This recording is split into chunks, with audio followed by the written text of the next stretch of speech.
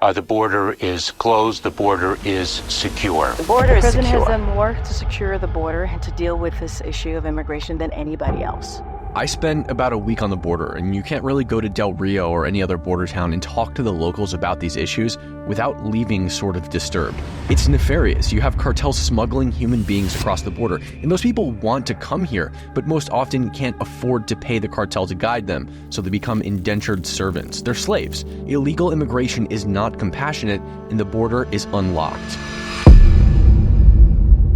Illegal immigration really does function as a business transaction. The person who wants to come to the United States needs a guide. They don't know how to evade law enforcement. They don't know how to navigate the desert. They need somebody to help them, and that costs money. The cartel has to pay their smuggler. What's the most common thing that they're smuggling? People.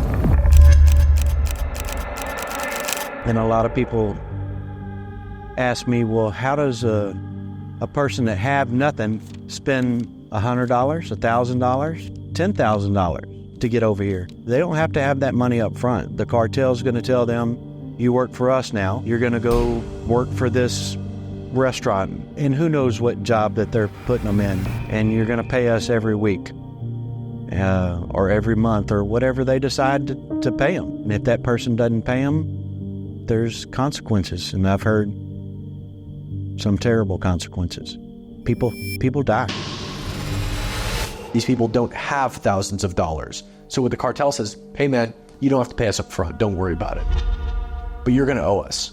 And so they come to the United States, they work their jobs, and every time they get a paycheck, they pay a stipend to the cartel. So the labor market that we've created is a slave labor market, and that's what the trafficking I've been working against. A lot of mine has been, just dealing directly with the contact that comes across the border. They're here making essentially slave wages because they're here illegally and people pay them less money. But on top of that, while they're being paid nothing, they're also having to pay a majority of that paycheck to the cartel. My arrest percentage as far as smuggling goes is 90%. As far as the people that are doing the smuggling, I would say that it's a higher percentage of U.S. citizens that are smuggling illegal aliens than it is illegal aliens smuggling illegal aliens.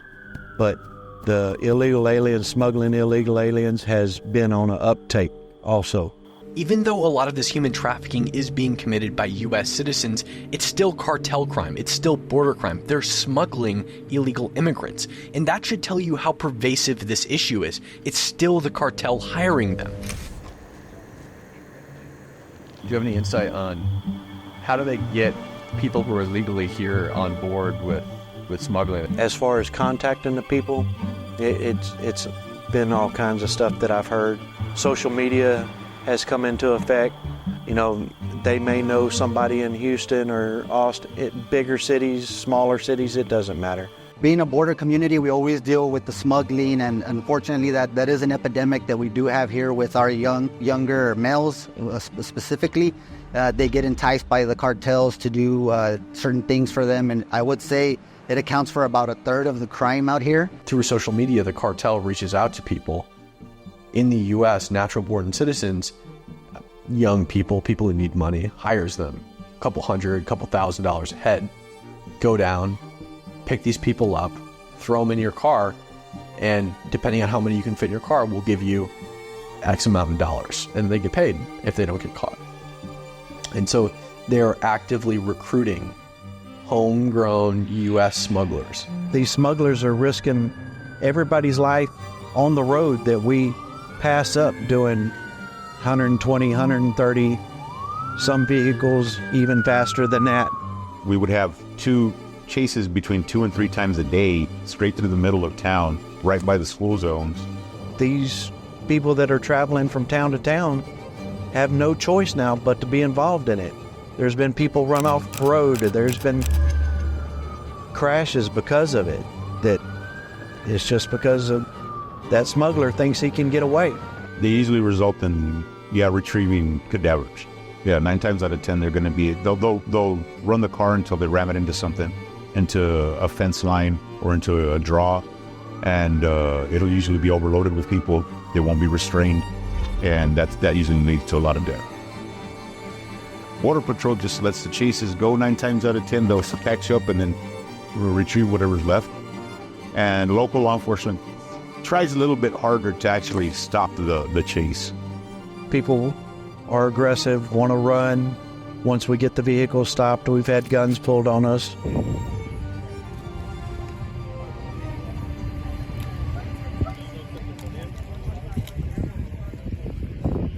The ranchers, they find dead bodies all the time on their ranches. I have photographs from the last time that I was down here at the border of dead bodies found on ranches. And you've got everything from people whose coyotes abandoned them.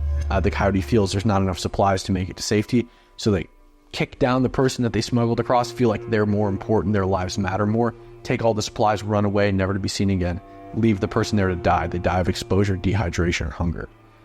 In sometimes this is in 100-degree weather in the middle of the desert, Texas. Leave them there, okay? Or you also get cartel retribution kills. I've had people from Mexico call the office and say, hey, I haven't heard from my family member in 5 days. I've tried to call him. He's not answering the phone anymore. We go out there, find the phone, and beside it, there's a person that's passed away. And it's not easy to see that kind of stuff. Death and decay seems to have just become a normal part of the lives of the people who live down here on the border. We had people, so many people dying on the river. And what they were doing, they were throwing their IDs away so you couldn't identify the bodies. So we have sections of a cemetery with bodies with, we don't know who they are. We don't know what country they come from. Just a lot of people didn't make it across. They're down in the river. You know, a lot of animals didn't make it across. They're down in the river. And once people trample on that, all that smell comes up. A lot of people die in the river. A lot. I'm sure there's a lot of unaccounted folks, a lot. There has to be thousands of unaccounted folks in the river. Nothing about this is compassionate. Supporting open border policies isn't even in the best interest of the migrants themselves. It doesn't take into account what the people in these communities go through, the danger that it places them in, and potentially worst of all, how children are used as pawns in all of this. You have to look at the fact that children are not valued in other countries, and then they were brought here as they're a commodity. They're brought here so that others can get in, as a family unit, even though it's a pretend family. It's a make-believe family. At one point, children were being recycled. They'd come in this port, be in the United States, come down, go out, and be recycled to be used time and time again.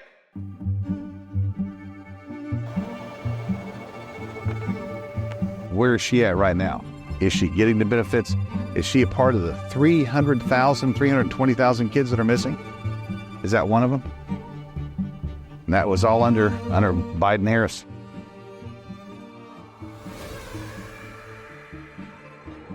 There was 5 people, 3 grown men.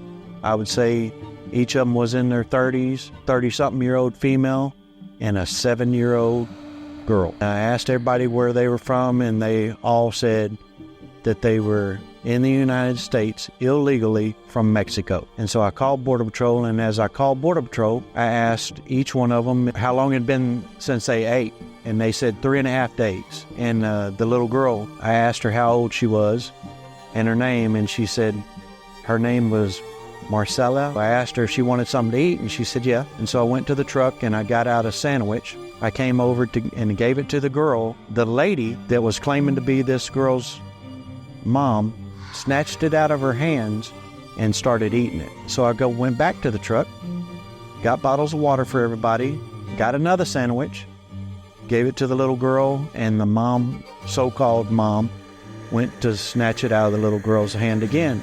And so I separated them and gave the little girl the sandwich, and she devoured it and had some snacks that I gave to her. I take the 3 guys and I leave the mom and the little girl with my partner, and I take the 3 guys, and as I'm IDing the males, I asked them what the little girl's name was. Each of the 3 guys said a different person's name, and it wasn't the name that the little girl told me her name was. I talked to the little girl a little bit more, and she asked her mom's name again, So I went to the van and ID'd the female, and it wasn't the name that the little girl said her mom was. They will see the same child smuggled across the border over and over and over and over again. And that's because people want to come here as family units because they don't get treated the same as people who come here not as family units. So what the cartel will do is they'll smuggle a child up with 2 adults that sometimes don't even know each other. And then they'll send that child back down to Mexico, and they'll smuggle 2 more people in with the same child. And so I went back to the little girl and I said, so is this your mom? And she says, no, that's not my mom. And I said, so is she family to you? And she said, she's not family to me. It's nothing to see a teenage kid walking through the brush. I've seen females, you know, she's not the only young girl, under 10 years old, that I've seen walking through the brush. It gets at your heart. They turn our people into criminals. They entice them to become smugglers. But on top of the smuggling and the child trafficking, crime is a problem down here too. Everyone down here has a story, and I've heard some terrible stories. A 70-year-old woman raped in her own home at knife point. So it was late at night, 12 o'clock, midnight. She was asleep, laying Y down. empecé a oír ruiditos. She would hear noises, started hearing noises around. She had a cat and a dog that started making noise, so she started waking up to see what was going No on. tomé importancia. She started Entonces, hearing noises from inside the house, dishes falling down, you know, something moving around, but inside the house now. Entonces me paré despacito, descalza, de mi cuarto a la cocina. She got up, she was barefoot, she began walking from her bedroom to the kitchen where she heard the noises. Y vi una sombra que corrió para acá, para el refrigerador, se escondió atrás del refrigerador. She saw like a shadow run across and hid behind the other door. But she's thinking at this time that somebody actually crawled in through that window and came to open the doors for everybody else to let them in. She confronted him. Le dije, salte para afuera, Get out. salte. Pero él ya traía un cuchillo, aquí, un cuchillito chiquito. He had a small knife with him. Entonces se sale así y se me va encima con el So he cuchillo. takes a knife right at her in her throat. Pero él me empujaba con esto así a la cama y me He was empezó a trying to, desgarrar he la ropa. forced her into the bedroom with the knife at her throat, and then was, you know, groping her, grabbing her, and putting her into Y the luego room. le dije, ¿qué vas a hacer conmigo? Me dijo, te voy a... She asked, what are you going to do with me? And, you know, he was going to rape her. He told her he was going to rape her. Sí. Y me aventó para la cama y ya sabrás, a quitarme la ropa He threw her to the bed, taking off y her con el clothes, cuchillo aquí y lo... and then he put his hand over Me her agarraba throat. así lo... Trató de ahogarme. Choking her, had the knife on her while trying to, you know. Y ya que hacía, el muchacho tiene 19 años, creo. She would say he was around 19 years old. Sí, es hondureño, es de Honduras, porque él mismo me dijo él, He's from Honduras. And the entire time she was just saying, I'm old enough to be your grandmother, I'm old enough to be your grandmother. cállate, o le hablo a mis amigos, para que vengan y te cojan todos. That he would tell her to be quiet, or he was going to call his friends so they could join in the sexual assault. Y ya, pues ni modo, manito, en sacrificio. Y me penetró por la vagina y por atrás también. That she was raped and she got penetrated vaginally and anally. So it just the most gruesome stuff. They were trying to get into my military surplus and my vape store. They were just checking the doors, but I have cameras all around, so I came down here. And at that time, I had notified the U.S. Border Patrol. They said, we're too busy. And yeah, they had a lot of folks out there. And then I called the sheriff's office, or I called the police department. They said, we don't respond to that. I said, that's not a good thing. Then I called the sheriff's office. They said, we don't respond to that either. So at the beginning, it was to the point that they said, you know what? It's the federal government's deal. And if they want it to happen, we're going to let it happen. But if they didn't respond and help me with 20 guys that are in camouflage, then I was going to have to take matters in my own hands, one way or the other. I had to make sure these guys wouldn't break into my store or hurt my family, one way or the other. And it was probably going to end up with me losing. I wasn't armed or anything, but I was going to try to stop them no matter which way that I could. And I would probably end up on the losing end of that. But that's why I told them, I said, just don't come. If you're not going to come, just don't come. I'll take care of it myself. You know, if whatever you hear next don't respond, I'll take care of it. And that was sufficient for them to respond. Smart. Yeah, you know. So, I mean, that's unfortunate, but it had to come to that. I mean, we get theft all the time here, burglarization of cars, homes, rapes. We get a good share of crime that's happening because of our border that is not secure right now at this time. It's scary because they're immune to any kind of legal action. They're protected. You're not protected. You can't break the law, but they can, and that's okay. They get a pat in the back. But it did get to the point that local law enforcement, the Del Rio Police Department, was they were so disheartened that they couldn't do anything by it, that they weren't even responding to calls anymore, regular calls. You call for service, call for help, and nobody would show up, nobody would do anything. They just wouldn't show up, like they didn't exist. Breaking into houses, tearing up houses. I've seen houses on ranches that have been broken from the outside siding, through the wall, through the sheetrock, into somebody's bedroom. And is that just to steal stuff? Just to steal stuff, get food, get water, whatever it is that they're looking for. But don't knock on the door and ask if you can get food or water. Break through the side of somebody's house. And a lot of that has to do with the uptick in burglaries that we have of not only the cars, but they take away things from the cars. They're stealing valuables from the vehicles, homes. They're stealing air conditioning units. That was a group that we were tracking, and they didn't break through just one house. They broke through 3 houses. We never caught up to them because we believe it was a group that had come through and just got what they needed and passed on through, and we couldn't catch up to them. But in the 3 houses, they stayed the night in one house, which was a camp house, and got all the groceries out, got all the food out. In the second house, they stole some guns. In the third house, they stole some guns and food and water and liquor. I have to be on alert. You know, I'm always looking at behind my shoulder because you never know.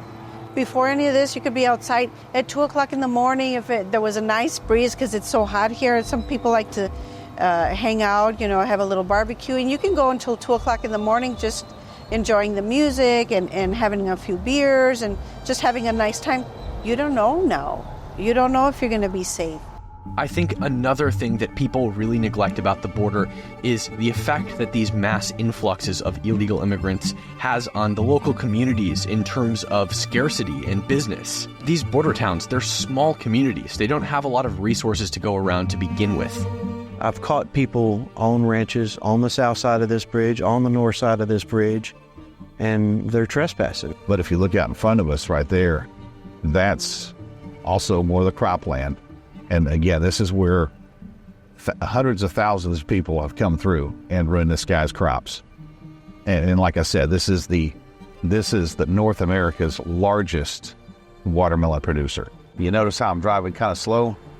It's because per USDA and Texas Department of Agriculture standards, you're not supposed to have dust all over your fruit, especially getting churned up from the tires. When people would come running through here, they would they'd run through the crops, and at one point there were times when the troopers, police officers, whatever, and Border Patrol agents would drive through the field, basically killing the crop. We've seen where the damage that's was done there at the border's melons. They've paid in the millions to clean up what the state couldn't clean up, what the state created with their law enforcement. The Border Patrol has created the damage. The illegal aliens has created the damage. Whether they're chasing, they're driving through, they're quarantining fields because the rules of the federal government, the rules of the state government are putting things on there. This all is paid for by the farmer. And at the end of the day, people don't realize that farmer just passes it on to the consumer. and rightly so. Illegal immigrants cross into ranches on purpose because they know that there's a lighter presence there in terms of law enforcement. Border Patrol will go in if they know there's something going on, if they have probable cause or whatever. I've seen them knock over water pipes and stuff like that. Instead of turning on the faucet, they'll break the pipe. Just turn on the water, get your bottle of water, and move through if you don't want to mess up people's places. And yet, time and time again, I get calls, hey man, I got a water pump that went out because it burned up because they broke my pipes. See all the water that's out here? That was part of the other damage. The illegals are coming across. They would break the pipe, and they do this on the farms and ranches out in West Texas that feed the horses and cattle, the cattle and everything else out there, the wild animals out there, the deer, the elk, all that, those tanks that they've got. They don't want to drink out of the tank. Obviously, it's going to have E. coli or something in it, or some sort of disease. So what do? They break the pipe so the water's flowing, and so they're able to fill up their water jugs to fill up their stuff and keep going, and they don't fix the problem, so they leave it, and those aquifers run dry. Not the aquifers, the wells run dry. All that stuff runs dry. When the Haitians came through, they were literally walking down these roads with just scooping the watermelons out of their hands. They're holding it and they're scooping out of it. They break them off, they hand them to the kids, and they were eating all this, so they were stealing. And then the fact of the matter is, the USDA and the Texas Department of Agriculture, if any foreign insects get in here, you got to quarantine the field. Foreign animals get in here, you got to quarantine the field. What about foreign humans? Got to quarantine the field. And who pays for that? The farm owner. Just imagine how much water gets lost, how much damage that water causes to crops or to other parts of the farm. In February, we had a freeze and snow in my community, and Del Rio was shut down. Our pipes bursted. We had no running water, we had no wastewater, food was very limited, and I get a call from one of the Border Patrol chiefs stating that they'll be releasing 6 or 7 migrants at the time to our humanitarian shelter that was not running because its staff was at home stuck because our roads were frozen over and we had no resources available. We had a very heated conversation as far as what that looked, what that meant, what that would do, and I flat out told the chief at the time, I said, I understand the implications and how it would make me look, but at this time I do not have the resources to take care of my own community, and my responsibility is the city of Del Rio and its citizens. They're the ones that elected me into office. They're my first priority. Everybody else is second. The lack of urgency was definitely felt. As far as the federal government's response, the lack of urgency up until they finally started TDYing everybody over here, we felt that. We felt abandoned. We felt very abandoned by the federal government. It's gotten to the point where these people just come here and they disrespect the laws. They kill people, they rape people, they steal from people, they rob people. At the very least, they just have no regard for the land that they're on. They ditch their clothes. These piles of garbage full of clothes of people just stay there. You go to some of these sites where all this trash is, and it just looks like it's part of the ground. They're wet from coming across. You saw with those bags right there, those aren't, those are garbage bags, but that's not what their purpose was. Their purpose for those bags, they would come in with whatever plastic bag they could get, and they would have all their dry stuff in there, hold it above their heads as they came across. There's your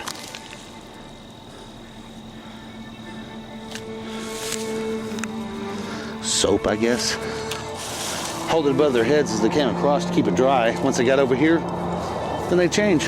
Yeah, these mounds of trash used to. This is a blessing. Toothbrush. They used to sit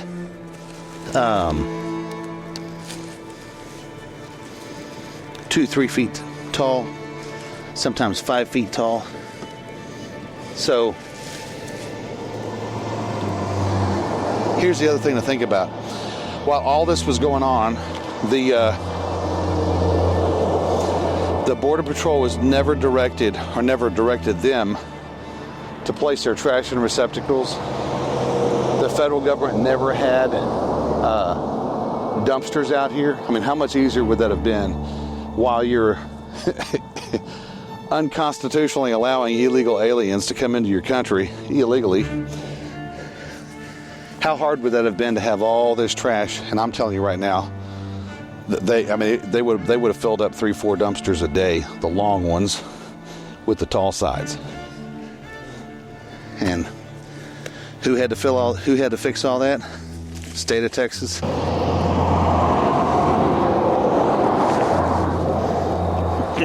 Here you go.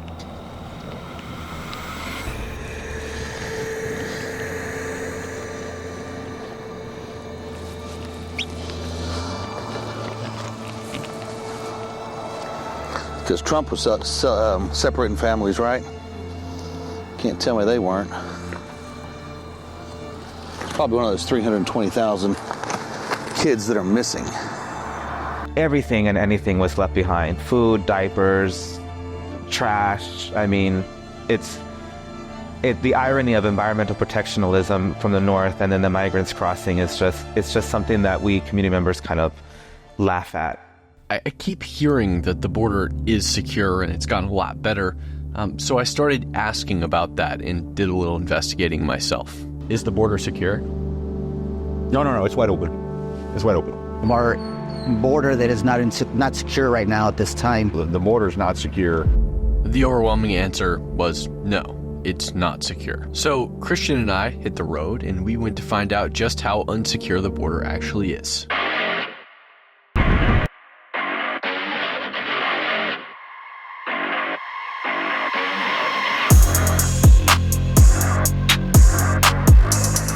And it was, unfortunately, worse than we thought. Southern Texas is full of dirt roads. They're all over the place, and these are actual named streets, but they're just dirt roads. So Christian and I turned down one of these dirt roads. We figured we'll head in the direction of the Rio Grande River, which divides Texas and Mexico, and see what the border looks like. And we were right in town in Del Rio. It took about 20 minutes of bushwhacking before we came upon this gate. It's part of a border fence. We were also looking for more clothing piles, things left behind by illegal immigrants. So we're investigating, and Christian noticed the gate was not locked.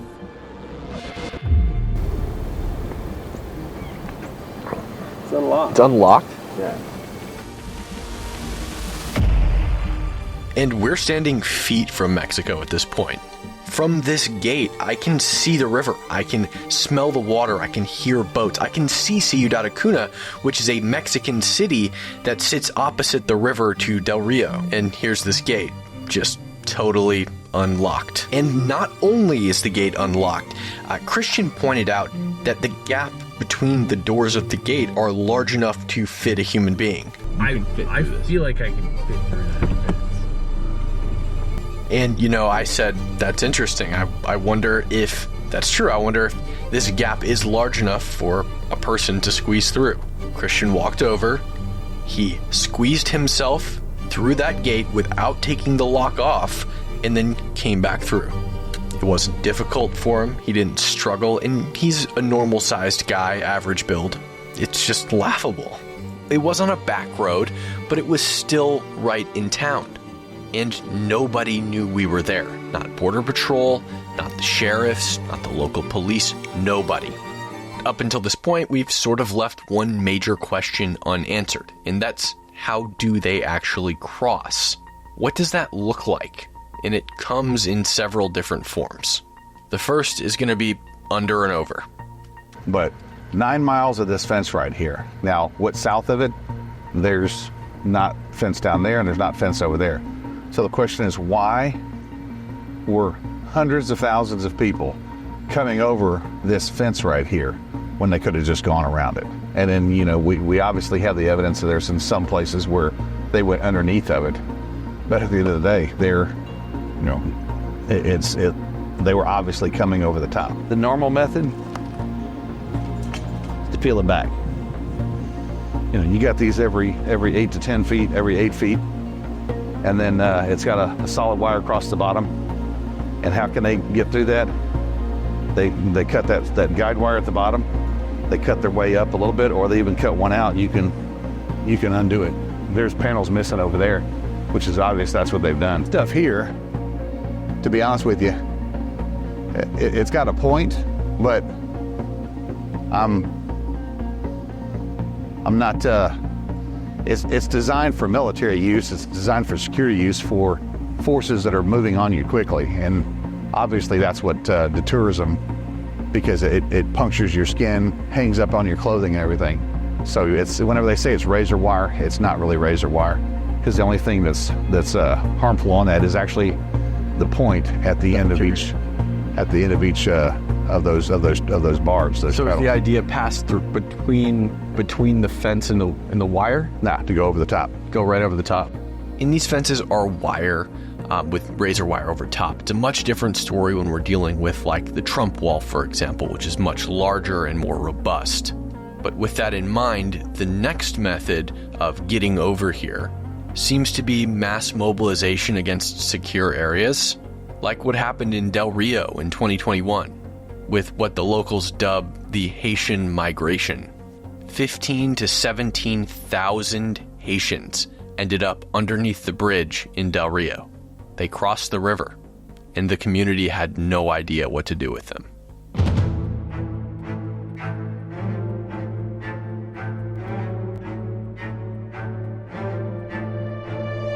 I would say that my biggest border-related challenge as mayor was in 2021, and it was a series of events that led up to what I call the Haitian migration crisis.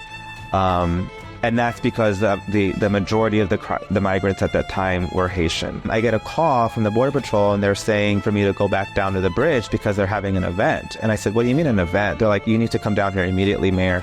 We need to show you something. And so when I first went on the tour, like a week before that, there was like 150 migrants. And that's laughable, but at the time that was a lot for us to process because our facilities can only manage like 50, 70 people at a time. But when I go to the bridge, underneath the bridge again, there was already like 1,800, 2,000 people in a matter of 48 hours. We immediately heard here in Del Rio about the Haitian invasion from folks in south of Acuña. South of Acuña, we have family and friends that were calling us saying there's groups and lines of people heading towards the U.S. border that are like something we've never seen. And there was like 5,000 now in a day. And the numbers just kept increasing. And so right then and there, I was in a full suit,